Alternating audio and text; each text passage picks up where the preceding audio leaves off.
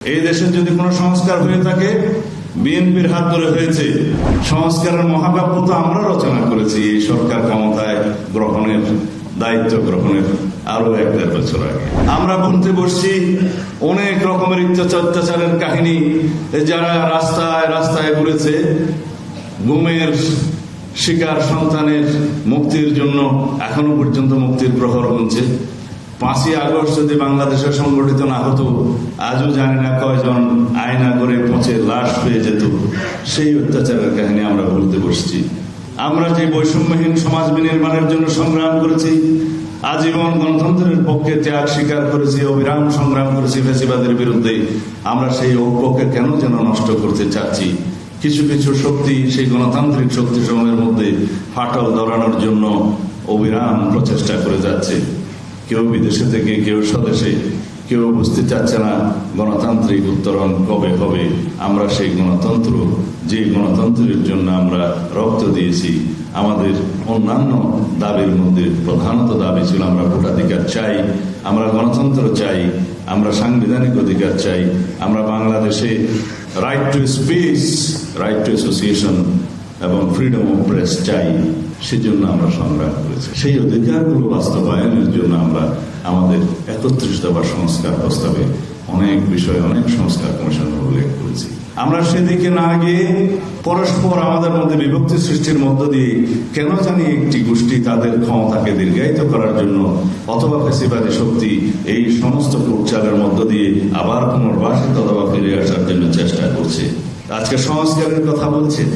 সংস্কারের মহাকাব্য তো আমরা রচনা করেছি এই সরকার ক্ষমতায় গ্রহণের দায়িত্ব গ্রহণের আরো 1-1.5 বছর আগে। তারও 1 বছর আগে আমরা 27 দফা দিয়েছিলাম। তারও 5-7 বছর আগে আমরা ভিশন 2030 দিয়েছিলেন আমাদের দেশনেত্রী বেগম খালেদা জিয়া। এই দেশে যদি কোনো সংস্কার হয়ে থাকে বিএনপির হাত ধরে হয়েছে। এই দেশে প্রথম সংস্কার হয়েছে, আমি বলবো 62 এই সংবিধান 4th সংশোধনী বাতিলের মধ্য দিয়ে রাষ্ট্রপতি শহীদ জিয়া রহমানের হাত ধরে বহুদলীয় গণতন্ত্রের প্রবর্তন হয়েছে এবং 1979 সালে এই সংবিধানের 5ম সংশোধনের মধ্য দিয়ে যে রাষ্ট্র আমরা গণতান্ত্রিকভাবে এগিয়ে গিয়েছি, এটা হচ্ছে বেসিক সংস্কার।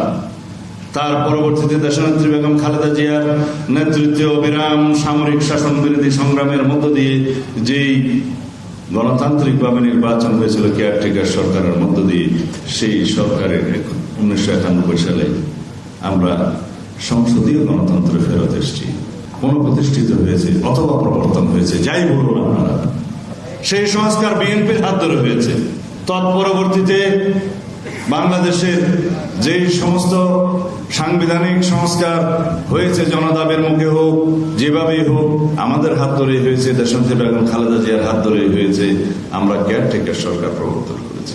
এর পরবর্তীতে নারী উন্নয়নের জন্য যে সমস্ত প্রকল্প এবং যে সমস্ত উদ্যোগ উন্নয়ন দেশনেত্রী বেগম খালেদা জিয়া নিয়েছেন, যার মধ্য দিয়ে বাংলাদেশের নারী শিক্ষার হার বিশ্বের মধ্যে একটা স্মরণীয় হয়ে থাকবে। বহু দেশ এটা অনুসরণ করেছে।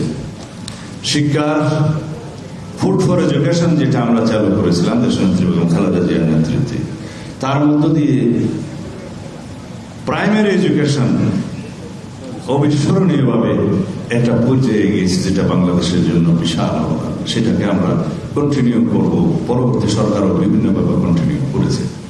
এই জাতীয় বহু সংস্কার, গণতান্ত্রিক সংস্কার, সাংবিধানিক সংস্কার, উন্নয়নের জন্য যে সমস্ত উদ্যোগ প্রেসিডেন্ট জিয়া এবং দেশনেত্রী বেগম খালেদা জিয়ার হাত ধরে হয়েছে,